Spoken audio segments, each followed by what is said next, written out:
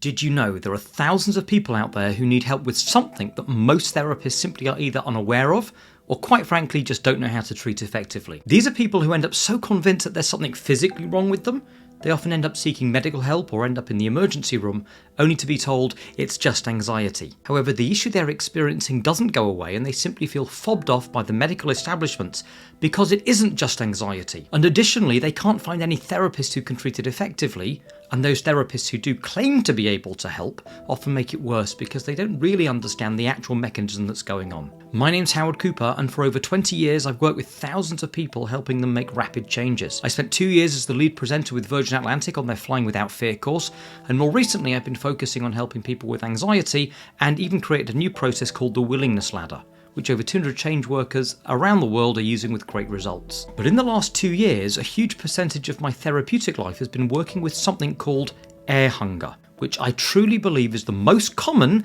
yet most mistreated symptom of anxiety. Air hunger is a colloquial term for the feeling that many anxiety sufferers get when it feels as though they can't take a full and satisfying breath in. They literally feel like they're constantly suffocating. Some can't even speak more than a few words without them having to stop and try and gasp for air.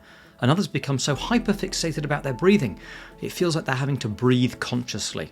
As an ex-sufferer of this, I know only too well how awful it can feel and just how much despair you have when it really seems like no one knows how to help. 2 years ago I made a short YouTube video on this topic showing people how to deal with it, and I thought I'd have a couple of hundred views if I was lucky, but the video kind of exploded and now it's had over 40,000 views, 1,700 likes and over 600 comments from people saying this is me.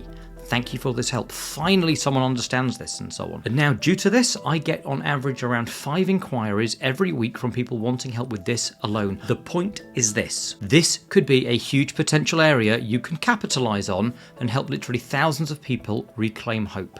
And so at this year's UKHC, I'm going to explain the mechanism of what's really going on that creates air hunger.